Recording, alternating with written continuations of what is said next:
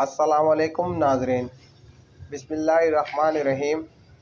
گفتگو کے یہ 10 آداب اپنائیں، لوگ آپ کے دیوانے ہو جائیں گے۔ سامنے والے کی بات کاٹنے سے گریز کریں۔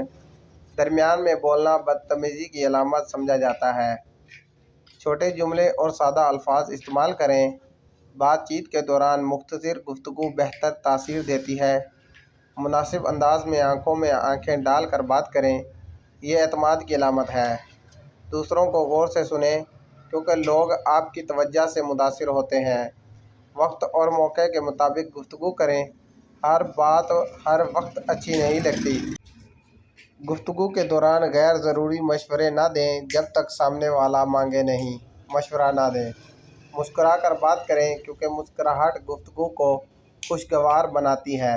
سامنے والے کی بات کی تائید کریں، جیسے واہ آپ نے بالکل درست کہا۔ اپنے علم کا راگ نہ ڈالیں، عاجزی میں کشش ہوتی ہے ورنہ نفرت پیدا ہوگی۔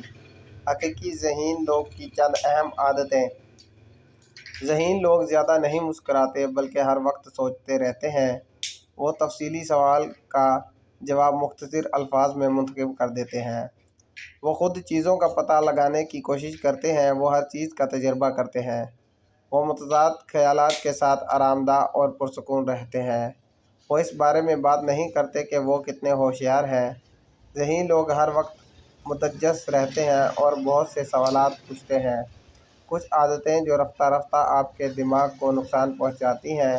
بہت زیادہ منفی خبروں کا استعمال، میٹھے کا بہت زیادہ استعمال، زیادہ وقت اندھیرے میں گزارنا، موبائل ٹی وی وغیرہ زیادہ دیکھنا، اچھی نیند نہ لینا، تنہائی میں رہنا۔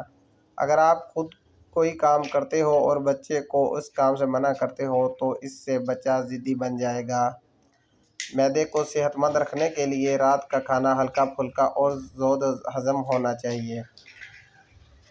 اچھے دن چل کر کبھی تمہارے پاس نہیں آئیں گے بلکہ تمہیں خود ہی محنت کے ذریعے ان کے پاس جانا ہوگا۔ سائنس کے مطابق جو لوگ کام کے لیے ہمیشہ دیر سے آتے ہیں وہ سب سے زیادہ قابل ہوتے ہیں۔ خواب میں پیدل سفر کرنا کاروبار میں کوشش سے کامیابی ملنے کی علامت ہے۔ عجوا کھجور کینسر کے مریض سے نجات دلاتی ہے اور معدے کی صحت کو بہتر بناتی ہے۔ 20 سال سے زائد عمر والے افراد کے لیے بھرپور نیند بہت اہمیت کے حامل ہے۔ اس سے بڑھاپا جلدی نہیں آتا۔ ایسے وقت میں سونے کی کوشش کریں جب آپ جسمانی اور دماغی طور پر تھکے ہوئے ہوں۔ اگر جلدی سونا چاہتے ہوں تو سونے کے لیے بستر پر جانے سے پہلے دن بھر کی پریشانیوں اور مسائلوں کو بھول جائیں اور ان کے بارے میں ہرگز نہ سوچیں۔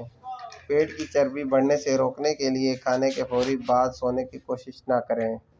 دل کو تندرست رکھنے کے لیے نمک اور چکنائی کا استعمال کم سے کم کر دیں۔ دل کے درد کے لیے 3 چھوٹی الائچی روزانہ کھائیں اور خود فائدہ محسوس کریں۔ کیا آپ جانتے ہیں کہ نومولود بچے میں صرف 1 کپ خون ہوتا ہے؟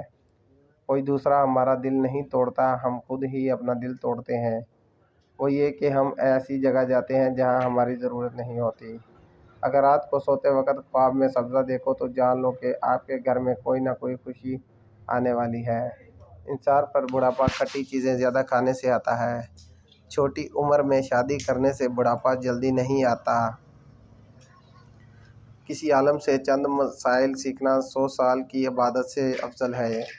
پرسکون نیند کے لیے سوتے وقت ہلکا پھلکا لباس پہنیں۔ تکیے کو سر کے نیچے اس انداز میں رکھیں کہ آپ کو آرام محسوس ہو۔ اگر ہو سکے تو روشنی کو بجھا دیں اور کمرے کا درجہ حرارت مناسب ہونا چاہیے۔ ہلدی اپنی کھانے کا حصہ ضرور بنائیں۔ ہلدی زخموں کو جلدی ٹھیک کرنے میں مدد کرتی ہے۔ بچوں کے سامنے بازاری اشیاء ہرگز مت کھائیں۔ یاد رکھیں بچہ آپ کو دیکھ کر تقلید کرے گا۔ بچوں کو ضدی مت بنائیں۔ جوڑوں کے درد کے لیے مرغی کے پنجوں والی سوپ نہایت مفید ہے۔ یاد رکھیں اگر دودھ پلانے والی ماں غلط خوراک کھائے گی تو اس کے بچے پر اس کا اثر ضرور ہوگا، جو بچے کی مختلف بیماریوں کا باعث بن سکتا ہے۔ دن میں 1 بار سبز چائے پینے سے جسم کے فاسد پانی خارج کرنے میں مدد ملتی ہے۔ انڈے سے ہاتھ پاؤں کو انڈے جیسے سفید بنائیں۔ ہر 15 دن بعد انڈے کی سفیدی سے اپنے ہاتھ پاؤں کا مساج کریں، آپ کے پاؤں انڈے جیسے ہو جائیں گے۔ اگر چائے کے کپ یا گلاس وغیرہ پر داغ لگ جائے تو بغیر کسی کیمیکل کے استعمال کرنے کے لیموں پر تھوڑا سا نمک لگا کر داغ پر رگڑیں، داغ صاف ہو جائیں گے۔